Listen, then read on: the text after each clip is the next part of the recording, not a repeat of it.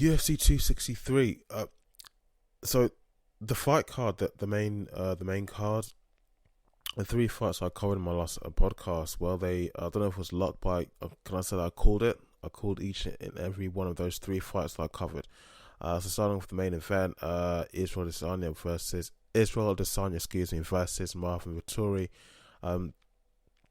How that fight went was exactly as I predicted after looking at both the guys' most recent fights, Marvin Vettori and Israel Adesanya. Even though Israel Adesanya lost his last fight to Jan Blachowicz, still you can see that the source of just his stand-up and the source of abilities and his qualities in his fight game, his craft, you could see how he could use that to his advantage over Marvin Vettori. Vettori, who may be good with clinches on the ground, but even then, his ground game in this fight with a UFC 263 against Israel Adesanya proved not to be that great. Wasn't good enough to stand up to Israel Adesanya's ground game, because every single time that that Marvin Vettori took the fight down through a takedown, even if those via a clinch, Israel Adesanya always managed to change the situation and somehow just managed to just so flexible, so slippery, just managed to get on top of Marvin Vettori and control him and to just do some more harm, dish out some good, dirty, heavy strikes. So I mean, overall, from this fight, Israel Adesanya just seems to be like the much more well-rounded fighter. Marvin Vettori may have the punching power, may have the obviously out of the two guys, Marvin Vettori is slightly in terms of frame and just mass. Vettori is the big guy, again, I think Israel Adesanya was using everything he had to his advantage and was being very smart about it as well. I mean, at one point in the fight, I can't remember which round it was, but Adesanya had been cornered on one side of the octagon by the fence, and he was just you could see it just like second nature to him, just dodging the shots coming from Vettori. I think I heard it somewhere before the fight when I was just doing my analysis of the two fighters, how they fight their fight game. It did look as if not look, but it was said. But I can cross-check this. It did look like Marvin Vettori, his strikes just wasn't that accurate. Doesn't hit the spot when you're aiming for your opponent or whatever. But overall, the fight more or less went the way that I said it would. And this is the second time that Vettori and Adesanya have gone head to head with each other. I can't really remember the particular event where they fought last. But I think checking it on Wikipedia was sometime in 2018. I think. But yeah, I mean, not much else to say, but the fight did go the way that I thought it would go, the way that I think, and I say if you say that I said it would go, no, I called it. Adesanya, his Muay Thai, his kickboxing, that came into how can I say it? That his leg kicks he threw in the fight, particularly Marvin Vettori's head, as testament to his kickboxing background.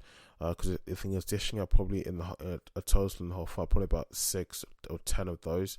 It was just crazy. He was really dishing out some really heavy shots, and Vettori every single time either managed to, not every time, but quite a lot of the time, would try and grab Adesanya's leg and just try and probably take Adesanya down into a takedown, or just rush Adesanya's waist or his legs and try and get him into a takedown via that means.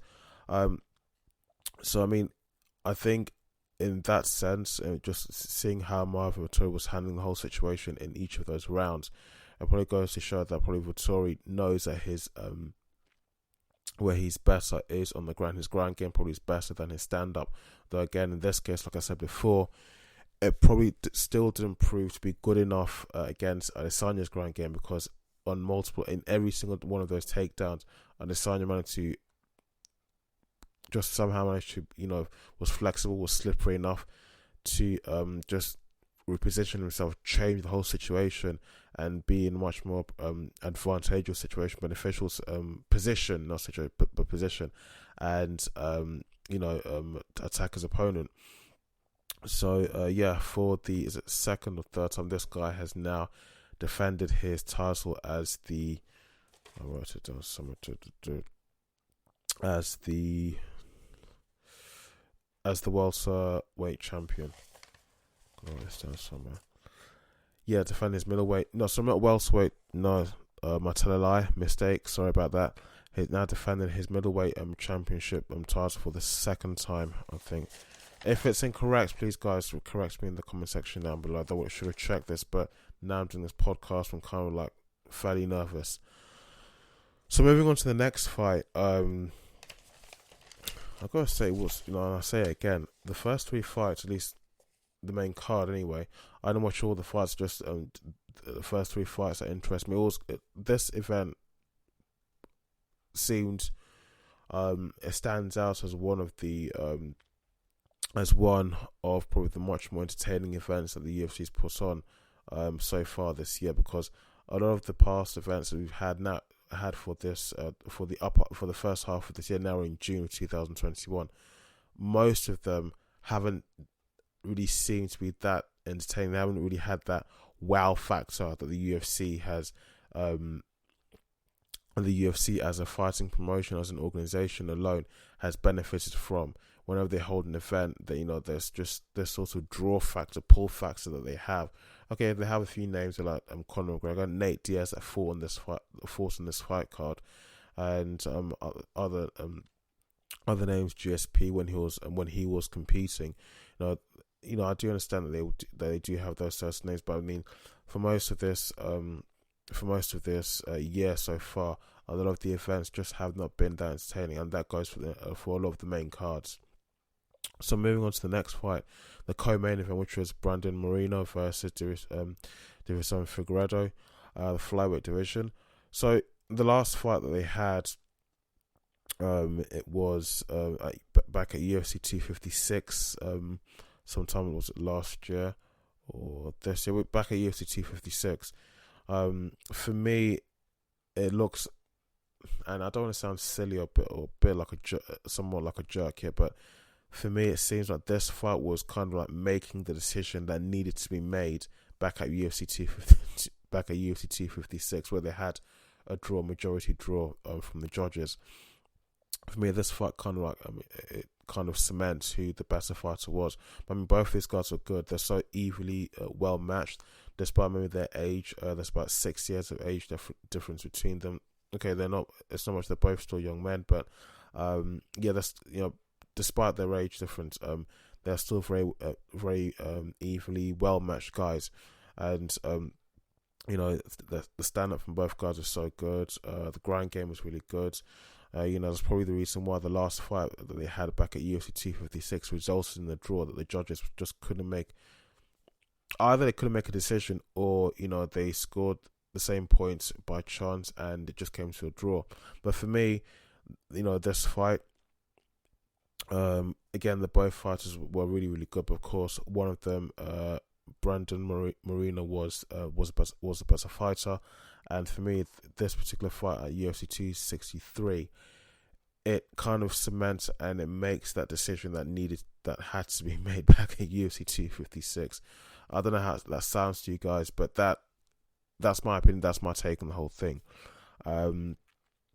So and UFC 256, their performance basically in that fight, again, you just listen to the commentary, you're watching the fight yourself, you can see they looked like the two men were just fighting to the death. It was, the stand up was good, the ground game was good. How they're throwing strikes. Both sides were just fighting, giving it their all, and just using everything they had in their arsenal. It was crazy. But so in this case, Moreno won via a rear naked chokehold, and I mean, what else can I say? He's now the flyweight champion. Is he the first Mexican to be the flyweight champion in the UFC? Probably not. If I'm wrong, again, please, if you're watching this on YouTube, please feel more than free to correct me in the comment section down below.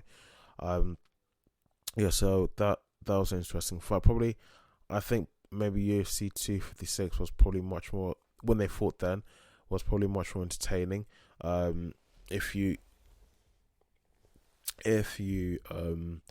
kind of ignore the draw that the whole fight resulted in. But no, that seemed, for me, it did seem a lot more entertaining than this one. But yeah. So moving on to the other main, not the other main event, probably was still a big major event, because you have the return of Nate Diaz, a major name, a big name in the sport of mixed martial arts, especially in the in the fighting organization, the UFC. He's returning to the octagon after, how long has he been away for now? I have no idea. I should have checked that. Probably been about 2 years, 3 years. Let me have a look. Let me check it. Check it.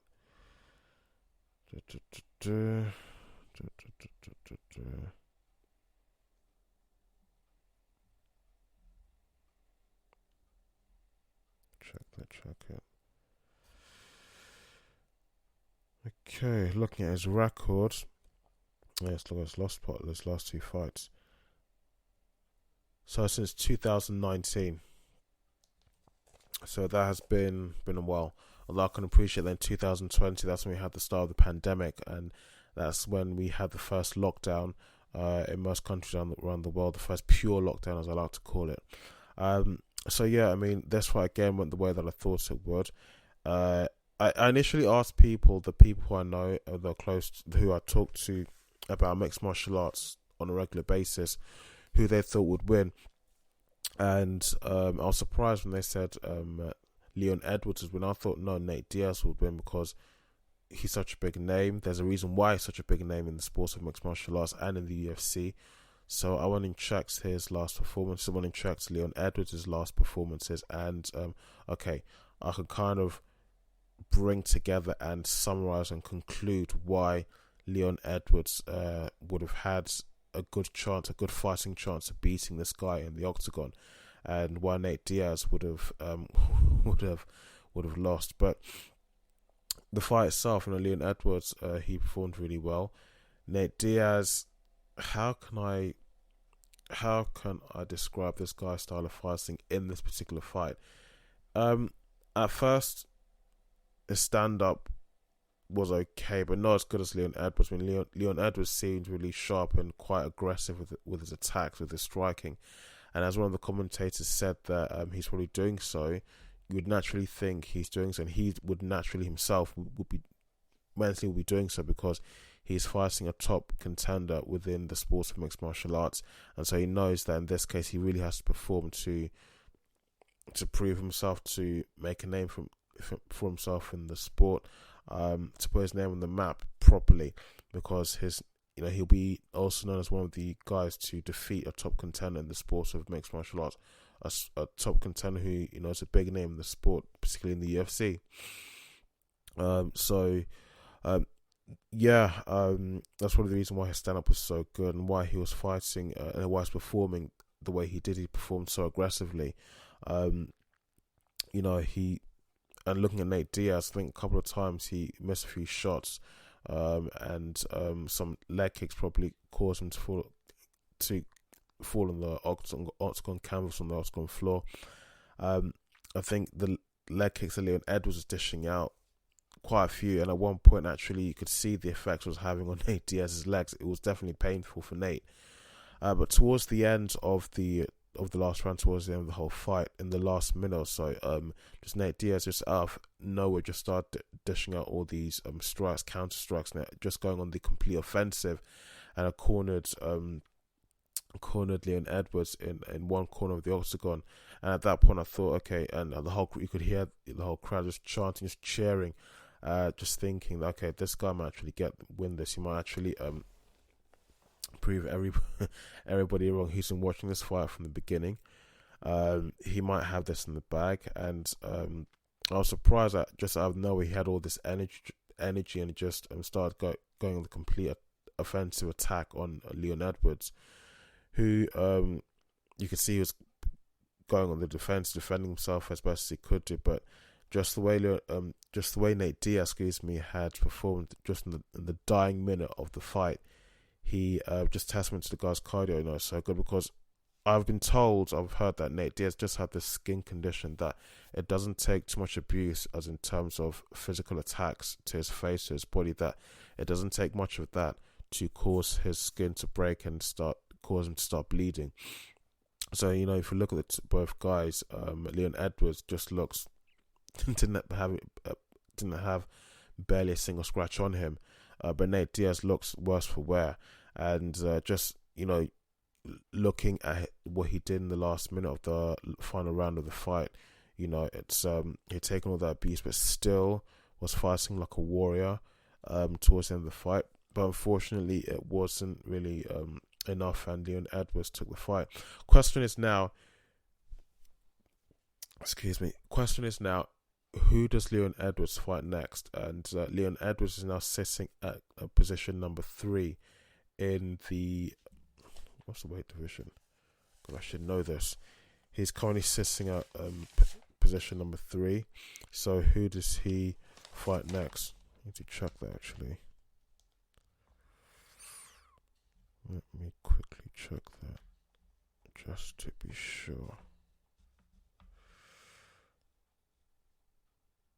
Come on. Welterweight. The welterweight ranking. So Kamaru Usman is currently the ruling champion. They're holding the title, and I think between himself, because it was confirmed by Dana White, whoever wins this fight is going to fight Colby Covington, who's sitting at number 1 of that weight division. So I think the fight that makes sense now, as they normally put it in mixed martial arts, is that Leon Edwards will have to fight Gilbert Burns to just get that one step closer to the number 1 spot. After it's being him, then he fights Colby Covington. I think that's how it will work. But I mean, Dana White said that whoever wins this fight is going to fight Colby Covington to then probably get a shot at a title fight. So I mean, let's see what happens. But for him, I think it's either Leon Edwards fights Gilbert Burns or Colby Covington. It's either one of those two fights. I'm guessing. I've never really made that prediction before in all the time I've been following mixed martial arts and making these podcasts. Strangely enough. Now,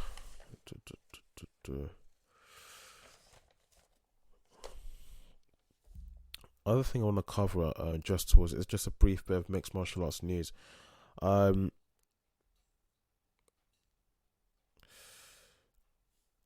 it's two things actually. Nate Diaz and his brother Nick Diaz, but let's focus on Nate Diaz because it's something I've actually noticed for the first time and something so recent. Now, is this guy that much of a needle mover? Now, the only thing I can go by as to why he's almost seen like, let's say, like such a huge superstar in mixed martial arts, particularly and probably thankfully for him, it's in the UFC, the biggest fighting promotional organization on the planet. Is he that much of a needle mover? Because he at UFC 202 when he fought Conor McGregor, it boosted and earned one of the record numbers of pay-per-view buys for that fight. Is that the case? Is that the reason why? Because when Leon Edwards won this, when it was announced by Bruce Buffer that Leon Edwards had won this fight against Nate Diaz, there was a lot of booing coming from the audience. And the last time that I noticed that was when Nate Diaz fought. This was back in 2013, and it's another fighter who, okay, I don't know how to talk badly of people, but anyway, it was when Nate Diaz fought Josh Thompson back in 2013, and Josh won the fight. But again, I noticed from the audience that there was a lot of boos for this guy. They weren't praising him. So I was thinking, what is it? Nate Diaz, I mean, and another thing I should also mention is the reactions coming off the mixed martial arts community, all the tweets coming out from the currents and the big names in mixed martial arts. A lot of them, there wasn't much praise, at least from what I could see from the YouTube news channel that covers mixed martial arts. There wasn't a lot of praise for Leon Edwards. Some people were saying, "Oh God, Nate could have actually had this whole fight towards the end." It was an easy win for Leon Edwards, stuff like that. But there wasn't much praise and much credit being shown or plaudits or praise excuse me, being heaped upon Leon Edwards, and I wondered why is that. But I mean, still, even though Nate Diaz lost, there's still a lot of respect for Nate Diaz. People still congratulating him that still he went in there and performed, fought really well. Unfortunately, okay, he didn't fight that well, he didn't win, but still there's a far more praise and respect for Nate Diaz than there was for Leon Edwards, and it's coming from people who are inside the sport, coming from inside. So I was quite surprised, thinking, what is it about this guy that people love so much and people respect so much about him? Is it that he's a real, true, honest human being who, his word is his bond? He when it comes to things such as integrity, it's just one of his big qualities. I mean, don't know how to explain, to put that into words, but I think the best description I can give is that, this is someone who their word is their bond, that sort of thing. He's a realistic human being and a true person. I think that's the best way that I can describe it, because I've just noticed that just in that I thought to myself, wow, I thought people would have thrown no praise and really congratulated Leon Edwards, but that wasn't really the case from what I saw. A lot of the praise was actually going the other way towards Nate Diaz. So I mean, is he and his brother Nick that much of are they both that much of a needle mover in this sport? Is it because of what happened in UFC 202 with Conor McGregor? But I don't know. I think I'll do more digging and a bit more research and background work to see and understand why that would be the case. And I think there's not much else I can say. Just really that was it. That's the only thing that really intrigues me as a result of this fight that happened in UFC 263. And there's another thing by John Jones saying that I think some of the guys, he could see from the performance from ISRAELADESANYA how he performed with Marvin Vettori. He said that these guys are catching up to me now. I need to get back in there and start fighting again. And I was thinking, okay, that's great. Everybody would love to see you get back in the cage and start fighting again, but you're calling a price. You are quoting a price that you want. And unfortunately for you, that your boss, Dana White, who is spearheading, who's leading and owns the fighting organization that you're working for, doesn't want to pay you that price, and he's more than happy to move on. That's how I understand the whole situation anyway. Despite how good you've been in the sport, despite your fighting record, all the wins that you've achieved. So he says all of that, but again, he still can't agree on the price that he wants to fight for. He can't agree on the fight purse that he wants to fight for, that he's happy to fight for. So I think that covered everything that I can cover, or I've covered everything that interested me this time around in this particular event and what's going on in the mixed martial arts community this time around. So guys, I hope you enjoyed that. If you did, please don't forget to leave a like and don't forget to subscribe.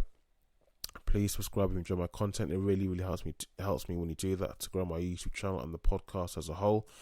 You can catch me on Instagram. My name is IkeJarko1, and on Twitter and Facebook, my name is IkeJarko. You can listen to the podcast on Spotify, Apple, and on Google Podcasts. And thank you very much.